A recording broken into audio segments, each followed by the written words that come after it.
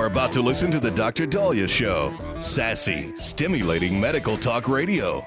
Any medical advice Dr. Dahlia Wax gives on her show should not be substituted for an actual visit to your medical provider. And now, here's Dr. Dahlia.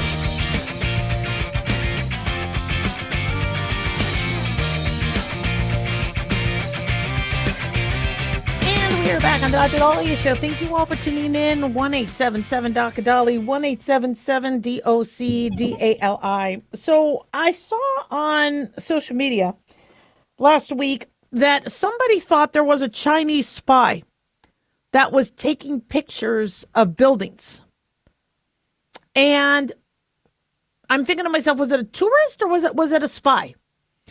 And I guess there was this conversation about, yeah, it could have been a spy. You need to report them. How do you tell the difference between a tourist and a spy? Well, for me, a tourist would be taking a picture of something that is touristy. Like the Statue of Liberty, right? Empire State Building, the Las Vegas Strip. But you also have assessors, inspectors. So there's a lot of individuals who could be just taking a picture. I wish I took a picture of this one building when I went to 12 schools growing up, and one place we had to live was a motel. And my family was able to ask the motel owner to give us a monthly rate, which was cheaper than an apartment, because I guess we couldn't sign a lease because we couldn't afford it, and we didn't have the credit. And so we lived in the King Albert Motel for a couple months. And the grade school I went to in Las Vegas was Robert E. Lee Elementary. Now, they've changed the name of that school. I don't know what they changed the name to, but I remember the school's name, this is in the 80s, was Robert E. Lee, and I was living in the King Albert Motel. And before there was renovations near the Strip, I remember driving down Koval Lane and seeing it. And I go, I lived there. And there's just an abandoned small building. And my kids are like, really? I go, I wish we could go over there. I want to take a picture of it. But by then, I think the link got put up, or another hotel was put up or something, and it was gone. So I wish I would have been able to take that picture. And so I get nostalgia. I do.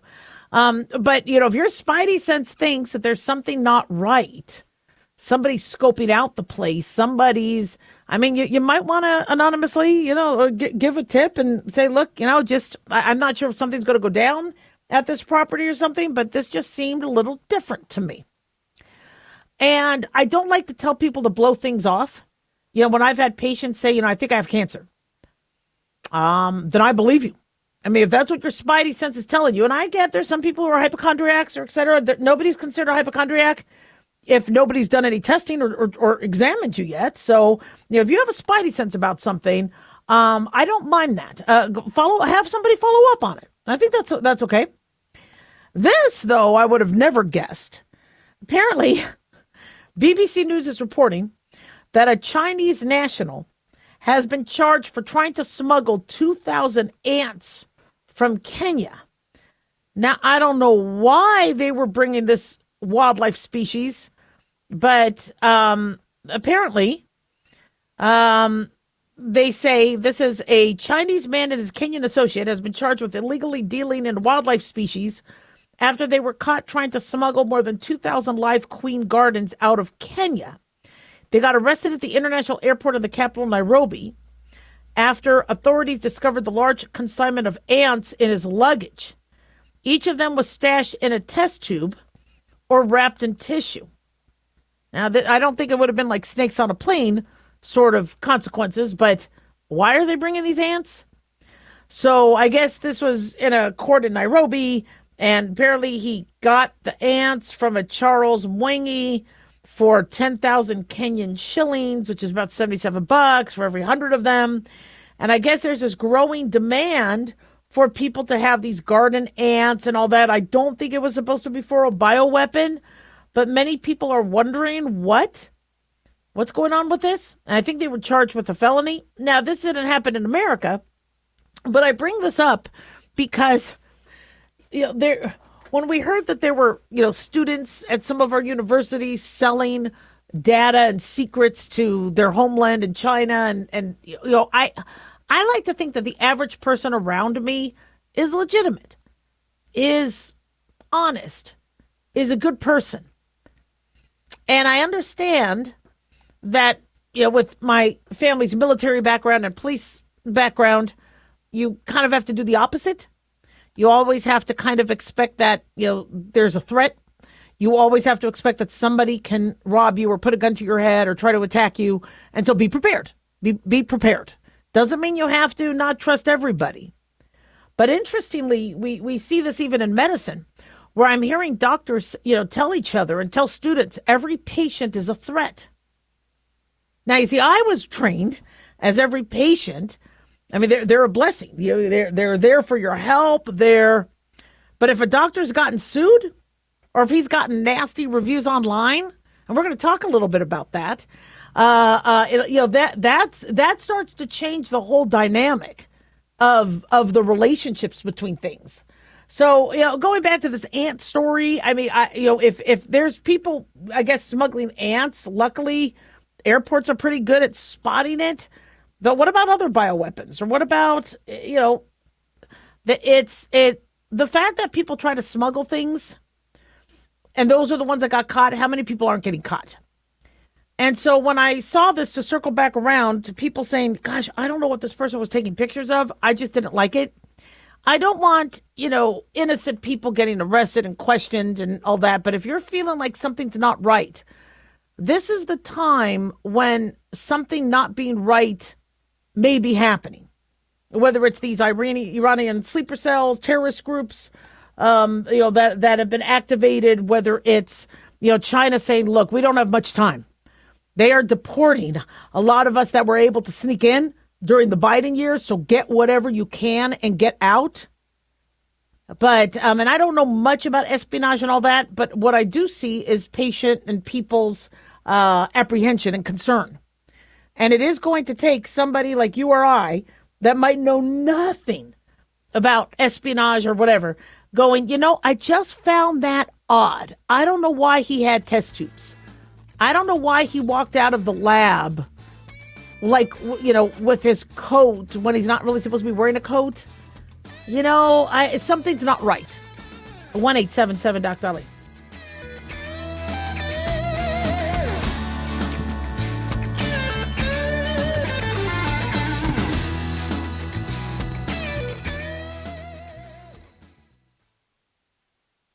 Dr. Dahlia here. Are you tired, burned out, gaining weight, succumbing to the daily pressures of life? Well, how's your dopamine doing? How you feel right now, how you'll feel an hour from now, and how you'll feel next week is completely reliant on your dopamine. Our daily motivation and willingness to push through challenges depends on the intricate chemical process dopamine provides. Christian Kalikas and I created Deploying Dopamine, a book that tells you what dopamine is, when it dysfunctions, and how to successfully deploy it when needed. Find Deploying Dopamine on Amazon today. Check it out. Increase fuel economy up to 7.9% with Hot Shot Secret Gasoline Extreme, the solution to maximize your engine's performance and fuel economy. Whether you're driving a sports car or a daily commuter, Gasoline Extreme is specially formulated with PEA to deep clean. Don't settle for an average driving experience. Upgrade to Hot Shot Secret Gasoline Extreme and go further on each tank. Order now on Amazon or HotShotSecret.com. Hot Shot Secret, powered by science. Let's face it, guys, we're living in times where the truth is becoming more suppressed and censorship is increasing at an alarming rate, especially on social media platforms.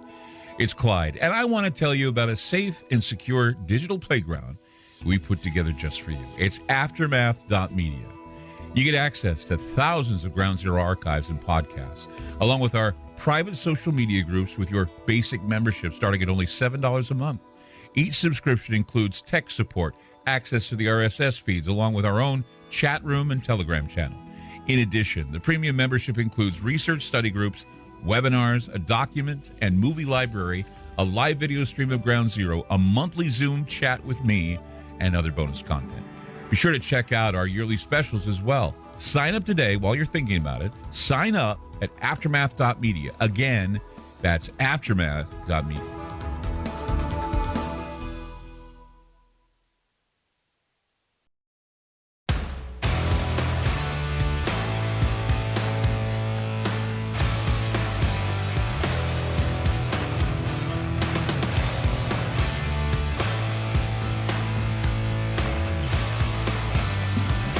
All right, let's rock on. 1-877-Dr. Dolly, 1-877-DOCDALI. Big thanks to Talk Media Network for making the show happen. Big thanks to Daniel, our producer, and big thanks to y'all for tuning in. We really do appreciate it. Don't forget to follow us on Twitter or X at Dr. Dolly, or Facebook, The Dr. Dolly Show, and on YouTube, click like and subscribe. So if somebody has diabetes, we say they have diabetes. If somebody is fighting cancer, we say they have cancer. If somebody is fighting with obesity, we say they have obesity. And they are overweight. Well, apparently Jillian Michaels had to, I guess, debate a bunch of body positivity therapists and influencers on this. And I think, doctors need to kind of speak up on, what we should be doing, because when I heard that patients wanted to sue their doctors for body shaming and negativity and stereotyping and triggering, I'm like, so we can't diagnose you with anything anymore? What the hell is going on here? And it's our job as doctors, trust me, we'll get sued. And we could lose our license if we don't address the fact that you're obese, or the fact that you're smoking, or that remember I told you there was a patient who sued his doctor and won because he was smoking. And the doctor didn't tell him. I learned about this in training. And he's claiming that the doctor never told him that smoking was bad. And he ended up getting lung cancer.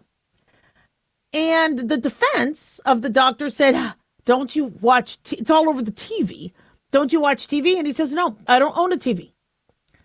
Now, I don't know if they won in terms of the jury or it's settled out of court, but when doctors hear of those stories where if we don't say anything, we're being complicit or we're in trouble, then, oh, no.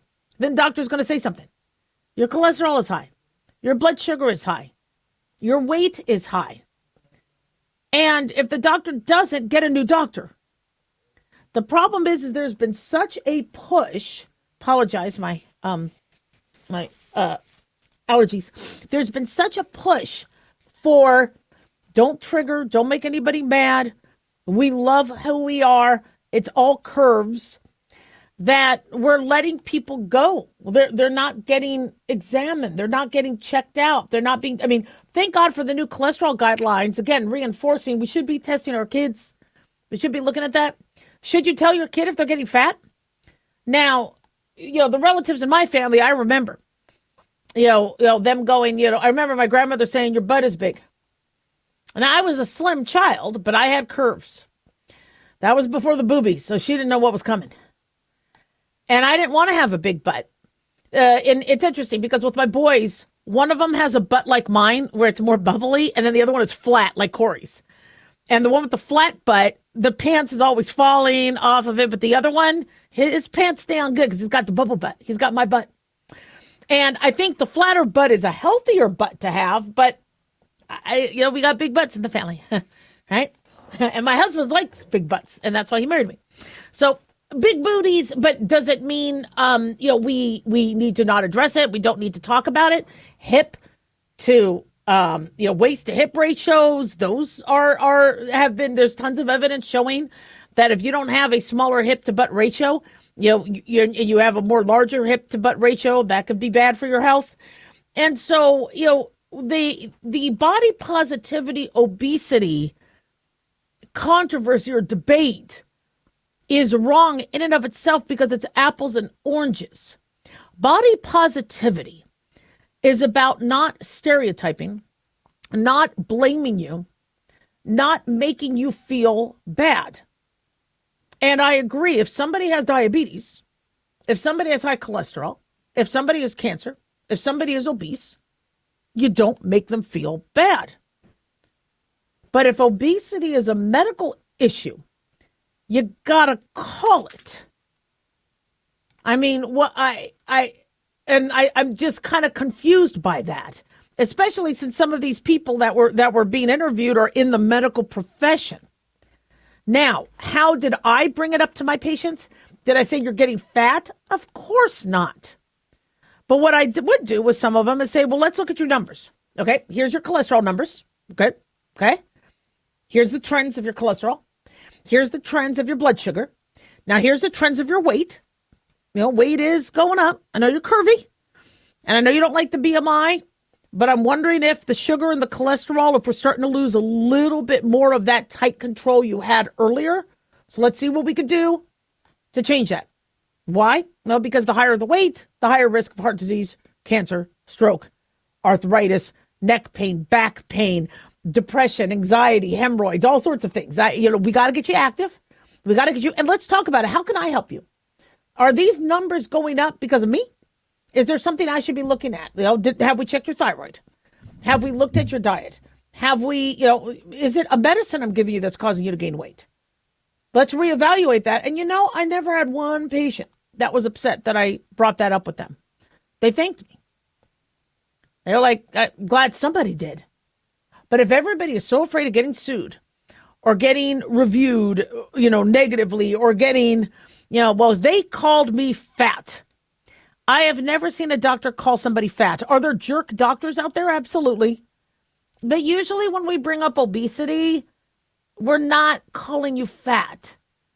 I told you it was interesting. A lot of husbands would start coming in. You didn't see a lot of men going to the doctor.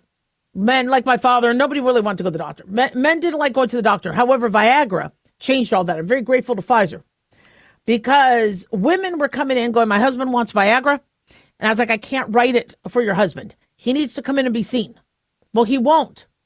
Well, then he doesn't get the Viagra. We can't be writing you the Viagra. Won't happen, and the insurance won't pay for it. So reluctantly, the men would come in going, okay, well, I'm here. Why do I have to be here? Well, because if you have an issue with blood flow to the penis, there could be a chance you have an issue with blood flow to the heart. And we picked up on so much coronary artery disease. I mean, if the doctor did their job and checked their heart, they picked up on that. And it's scary because I'm seeing a lot of 20-year-olds on Viagra. And I wonder who's checking their heart because they're getting it online through telemedicine. But, one of the, this happened a couple times where the wife wanted to, be there to oversee. Wives sometimes mommy their husbands. And so he's sitting there on the table and we're reviewing his blood work. And this didn't even have to do anything with Viagra. And it's funny how he uses the wife to translate. And I speak Spanish, but these were Americans. There was no language barrier at all. And so I review the blood work and I say, so your cholesterol is high. And he looks at the wife to translate. And she's like, you're eating too much crap. Okay, well, I said his cholesterol was a little high. Interesting interpretation, but it could also be genetic. He eats too much crap. Okay. Your liver enzymes looked a little bit off. And then he turns to the wife, right, to translate. It means you're drinking too much. You slosh. Okay. And I'm like, okay, I'm glad you're here to translate. But, I'm good. I speak this language. I want to have a conversation with your husband. And he's like, oh, no, I want her here. That's fine. Apparently he likes the translation or he's afraid to kick her out. How do you get rid of the wife or husband or whatever to get a little bit more history? You walk them to the bathroom. All right. Say, all right, you know what we'll do? We will continue this interview in a minute or so. I'm going to do a urine test on you. Wifey, you could sit here, relax. Let me walk you to the bathroom and then we'll come back and we'll finish the interview. Okay. Do it right and wash your hands. Okay. And he goes, and I'm like, is there anything I should know? X, Y, Z. And so, but it's interesting how, a family member can say, you're this, you're this, you're this. But if the doctor at all, tries to bring up the conversation of obesity, they're being bad. And remember I told you I had a mom just completely freak out because her daughter was vomiting. I asked about the daughter's urine output. The daughter wasn't making a lot of urine nor tears, so the daughter was dehydrated. So I said, you need to take her in. I'll give you some tablets of some nausea medicine, but take her in. And the mom completely lost it with me, saying I was the worst doctor in the world because I triggered her. And I go, what did I say? I go, you said my daughter has to go in and get seen. You wanted me, my daughter to take. You wanted to take me to take my daughter to an urgent care. I said, did you want me to say ER? No, that would have been worse. You said urgent care. I'm like, well, it's because Albertsons might not do that. I didn't know what to say. She's mad. And so you can't, as a doctor, you just can't work. I mean, at that point, you say, look, if I'm trying to give you the best advice for your child. If you aren't comfortable with that advice, you might want to get a second opinion. I mean, I don't know what to say. But if we can't talk to people about their weight, about their blood sugar, about their cholesterol, about their sun exposure, about their poor teeth, and how that could affect their health, then we're in the wrong profession. 1-877-Doc-Dolly. Don't go away.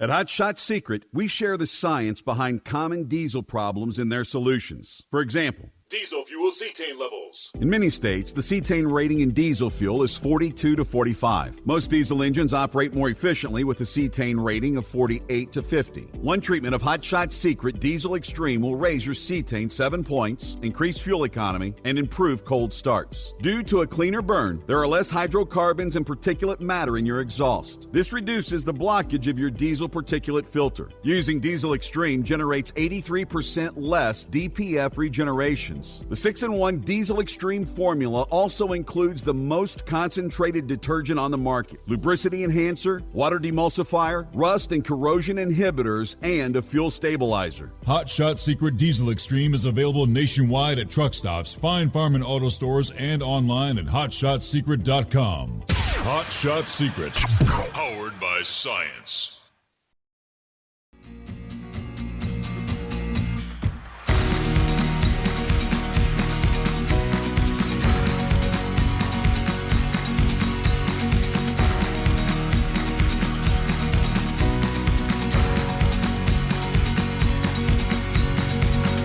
And we're back on the Dr. Dahlia Show. Thank you all for tuning in. 1-877-Doc-Dolly, 1-877-DOC-DALI. So we're seeing some headlines that the Postal Service wants to raise the stamp price to 95 cents. Gosh, I remember when they were like 20 cents or something like that growing up. Maybe 15 cents a stamp. $1 to mail a first-class letter. I'm like, mail a coach. It doesn't have to be first class. I guess that's ground rather than first class. But CBS News is saying that the U.S. Postal Service wants to raise first-class stamp prices to between 90 cents and 95 cents as it faces a financial crunch. According to Postmaster General David Steiner at a congressional hearing, how much does a stamp cost now? I don't mail things, but I guess 78 cents. Now, you do know, roughly, this does affect you because when you send something through the mail or order something, that's being absorbed by you. But I don't mail or buy stamps anymore. Now with email, and it's really allowed us to save money. But it's also costing the Postal Service money. According to CBS News, the USPS has for years struggled with high costs and dwindling mail volume, resulting in losing $9 billion last year. The Postal Service has a 10-year plan to reduce expenses and restore profitability, but the agency still faces major financial challenges. And Steiner told the House Oversight Committee that the Postal Service is at risk of running out of cash in the next 12 months. They say, as you all know, there are only 3 things that any company can do to improve financial performance: sell more products, raise prices, or cut costs. On the pricing side, we need to look for higher prices on both our package and mail products. So they say if we rose the price of first-class stamps to as high as 95 cents, it would largely solve our controllable loss. Now, 78 cents a stamp makes me fall out of my chair. But apparently, he said, it is the lowest in the industrialized world. Apparently, in France and the UK, he says they charge $3 and $2.50 respectively for the same service. In Francais, it's $3. Un, deux, trois. No. Yeah, un, deux, trois. Is that 3? The UK is $2.50. 26 pence. No. And they say the longest distance that letters have to travel in those countries is about 600 miles. Well, because again, Europe is smaller. So, they're saying when we ship your letter, it's going a farther distance than Europe, and in Europe, they're paying more. They say we deliver from the tip of Puerto Rico to the tip of Alaska for only 78 cents. Well, when you put it that way, you're like, wow. Yeah, but the reason why, we're like, yeah, but you're not carrying that one letter. You're not chartering a jet or a plane to yourself and putting that one letter in a first class seat, putting the seatbelt on it, offering it beverage service and meal service. It's in a bag with other letters. So back in 2021, Louis DeJoy instituted a 10-year plan to return the agency to profitability. Meant multiple hikes in stamp prices and overhaul the regional transportation system, no longer guaranteeing that the mail would get there the day it was mailed. This way it allows them to double up on packages. But no, it's still happening. Because, I haven't mailed a letter now since the early 2000s, I think. Or no, maybe 2010 was roughly. Or the recession, during the recession. Unfortunately, you're going to feel the cost. Now, Amazon. Many of us use Amazon, more than the USPS, right? The Postal Service. Not that I, mail letters through Amazon, but my book and any of my books, I don't buy boxes of my books. And then when you order one, I run down to the post office and ship it. I publish my books on Amazon, and then Amazon will advertise it or will let you know it's there. And then when you click you want it, Amazon prints it, ships it. So I don't have to pay any money to that. They take a cut. They take a huge cut. And I have books on the market where I make $3 a book, which is nice, but, come on. Because Amazon takes a big cut, and they should if they're taking this on.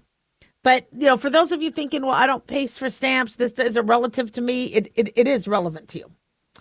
Now, for those of you that don't like to wait 24 hours and you're like, okay, I need my Tums or my hemorrhoid cream now, Amazon is launching a 1-hour delivery where if you order something through Amazon, because they have places all over, all right, Amazon has been able to, since COVID, just completely expand and do really well. The stock has been recently, but it's been, able to buy, rent space and hire workers. Workers don't seem to be too happy, but, the Amazon company has been able to thrive.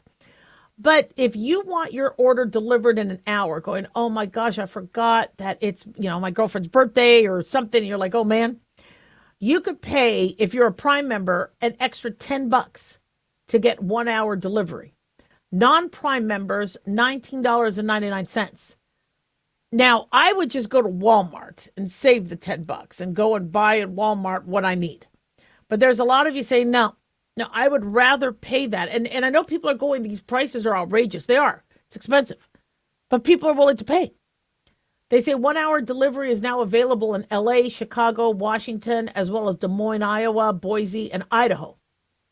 Amazon has launched 3-hour delivery in more than 2,000 cities, towns, and suburban areas. For 3-hour delivery, you pay $4.99 per order, $14.99 for non-Prime members. I got to say, Prime is worth it. I do that because I really like the free shipping.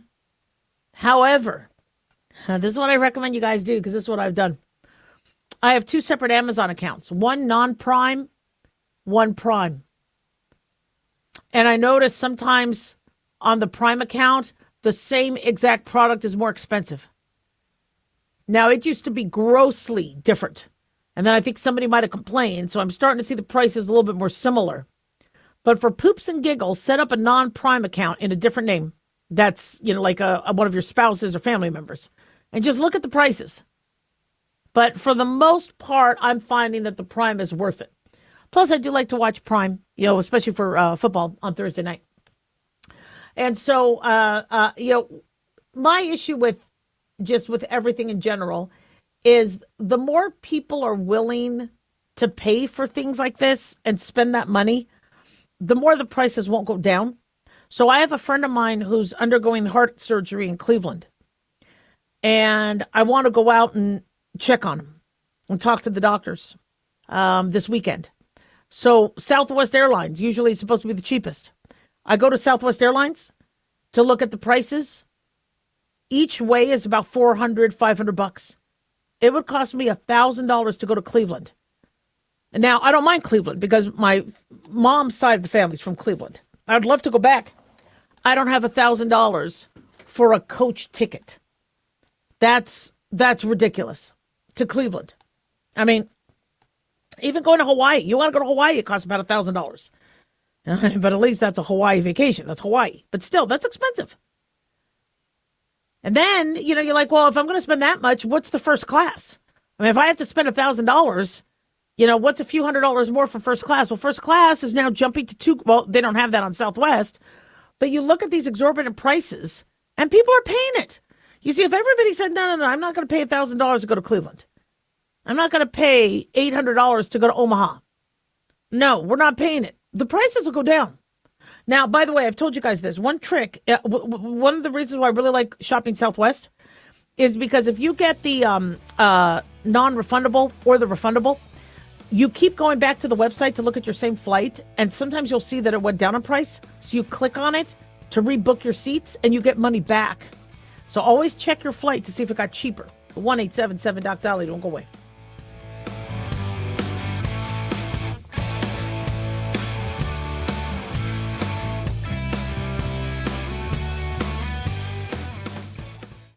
Carl Amari here to tell you about our newest website for old-time radio lovers. It's 100radioshows.com. At this site, there are 5 old-time radio shows waiting for you to download free as our gift to you, and be sure to browse the additional 700 old-time radio shows available to you for 70% off by using the promo code RADIO at checkout. This is a limited-time offer, so log on to 100radioshows.com. That's 100radioshows.com. Dr. Dahlia here. Are you tired, burned out, gaining weight, succumbing to the daily pressures of life? Well, how's your dopamine doing? How you feel right now, how you'll feel an hour from now, and how you'll feel next week is completely reliant on your dopamine. Our daily motivation and willingness to push through challenges depends on the intricate chemical process dopamine provides. Christian Kalikas and I created Deploying Dopamine, a book that tells you what dopamine is, when it dysfunctions, and how to successfully deploy it when needed. Find Deploying Dopamine on Amazon today. Check it out. Carl Amari here to tell you about our newest website for old-time radio lovers. It's 100radioshows.com. At this site, there are 5 old-time radio shows waiting for you to download free as our gift to you, and be sure to browse the additional 700 old-time radio shows available to you for 70% off by using the promo code RADIO at checkout. This is a limited-time offer, so log on to 100radioshows.com. That's 100radioshows.com. As an organ donor, your story doesn't have to end. The good in you can live on. In fact, you could save up to 8 lives and restore sight and health for many more. Sign up right now online as an organ, eye, and tissue donor. You'll be happy you did. And just maybe, someone else will be happy too. Go to organdonor.gov. It saves lives. U.S. Department of Health and Human Services, Health Resources and Services Administration.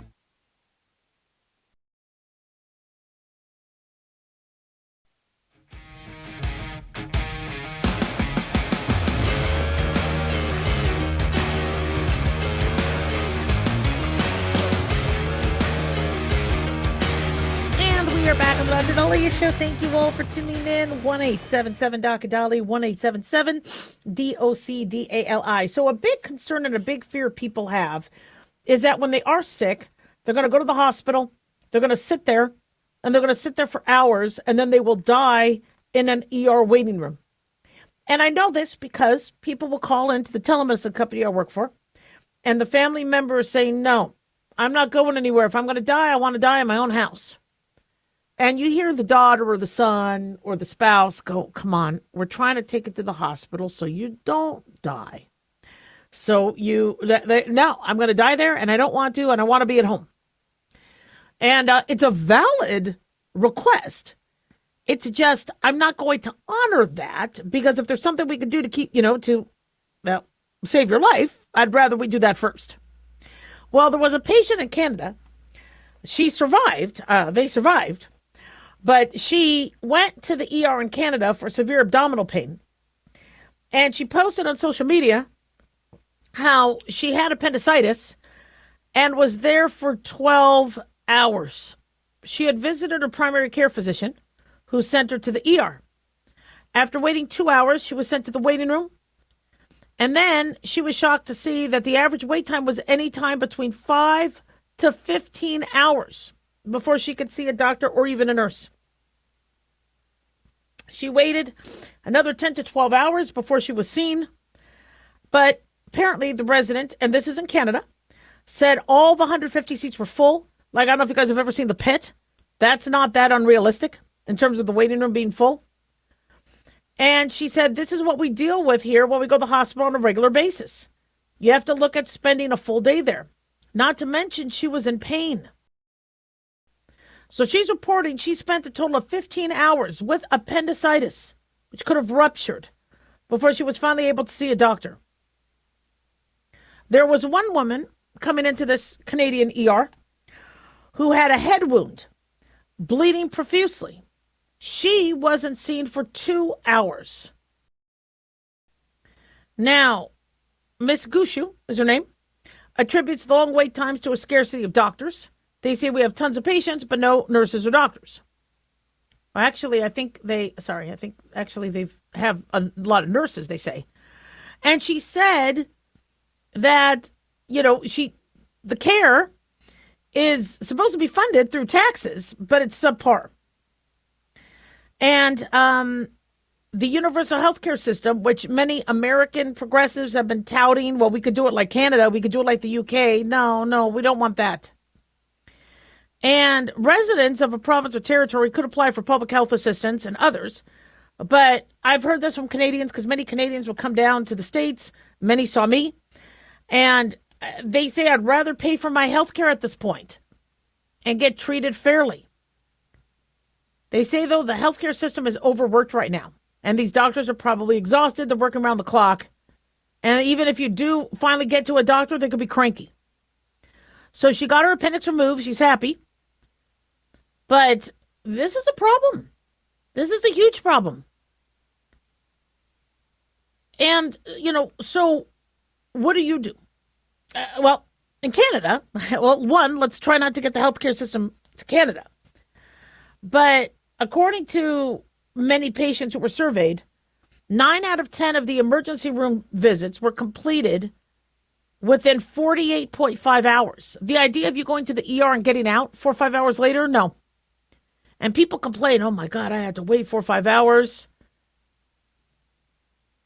Now, for those who weren't admitted, 9 out of 10 were completed around 8 hours. So that's a good. So I guess if you're admitted, they probably keep you in the ER until they have a bed. Many of you have asked me about that. I told you how that works. You're looking at a hospital, you're standing outside on the street, and you're like, it looks like the whole 4th floor is dark, meaning those are probably open beds. Why don't they turn the lights on and put the people in those beds? You can't if you don't have nurses and you don't have staff. You can't just put a patient in an empty room. There has to be the staff. So here in America, they keep saying, well, the healthcare system sucks. Obamacare really sucks. And we need to do something. And we need to go to universal health care, or we need to go to single payer, or the system is a mess. And the system really, really got worse after COVID, because I know people think it got better because of telemedicine, and telemedicine helps minimize the amount of people going to the urgent care. But we had millions of people come across the border, and we didn't build up extra clinics in time. Plus, because of Obamacare, many doctors' offices, so people would come to me. And our office was kind of like an urgent care because we had X-ray, we had IV. So people would come in saying, yeah, I think I broke my wrist, I think of whatever, so I could splint them, I could get them to ortho, because I was an ER doc and an urgent care doctor, so I felt really, really comfortable. I could, check you for pneumonia. I didn't have to send you. Yes, I did have to send people to the ERs and urgent cares, but I was able to do a lot of that myself. I could sew you up. Well, my office, with Obamacare, I closed it. And so there's now fewer primary care doctors doing things. So we'll get patients with ingrown toenails that are pretty bad. And I'm like, well, get in with your doctor. They'll numb it up. We'll start you on an antibiotic and they'll address it. My doctor won't do that. Your doctor, I always remove toenails that were ingrown if the patient wanted it. I put them at the end of the day because in case it took them a while to numb, I would numb them up, but I would, put them at the end of the day so it didn't slow down and bottleneck the whole rest of the day. If there was an abnormal mole, I go, okay, we'll go biopsy it or we'll remove it. I did all that in my office. Doctors don't do that anymore. Why not? Well, one is they might not have time because now with Obamacare, it's all about volume. If you have, if maybe 3 out of every 5 patients you're not going to get paid on, the more patients you see, the bigger chance you get paid on 2 of those 5. So that's one issue doctors are having. Another issue doctors are having is insurance decided to bundle. So if you're going to biopsy somebody and leave a stitch or use stitches, and then you're going to have the patient come back to have the stitches removed and to go over the pathology, we're not going to pay for that second visit. Now, that was really harmful. That was very harmful because I'd see them for free, but other doctors, they're like, you know what? We just won't put a stitch in. Call us for the results. And I have patients calling the telemedicine company saying, I have a hole on my back. I go, did the stitch pop? They go, no, they didn't put in a stitch. When's your follow-up? They go, there isn't one. So insurance said, if somebody's going to follow up for suture removal, we're not going to pay for that. So now patients aren't even getting stitches for these biopsies, these punch biopsies. So they have these big holes. And then what about the results? See, I made sure everybody followed back up, even if I wasn't getting paid, so I could ensure that I could tell them whether it was melanoma or not. Because by a week, or by the time the stitches had to come out for the back, 10 to 14 days, I would have the results back. And it just has changed. So if a doctor's not going to get paid, they're not going to have you come back. So we found out in COVID that for a state with nearly 4 million people, like Nevada, there were only 6,200 hospital beds. Well, that's not enough. And then if you add on top of that many more people that came in, because of the border, we don't have enough facilities, which means now you're waiting longer. Your wait used to not be as bad. You'd wait, but not like this. So people are saying, but Dr. Dahlia, already in America, you're waiting hours. So, we might as well do what Canada's doing. And this way you don't get big bills. No. And the doctors are not happy in the UK. They're not happy in Canada. The doctors who seem to be happy are the ones that do the concierge. And as I've said before, if we do ever go socialized, there's going to be a big, huge market of people who want the let me pay out of pocket. And that's going to even be more expensive. So, try not to be in a position where you go to the hospital at the last second, go early in case you do have to wait 12 hours for appendicitis. 1-877-DOC-DOLLY.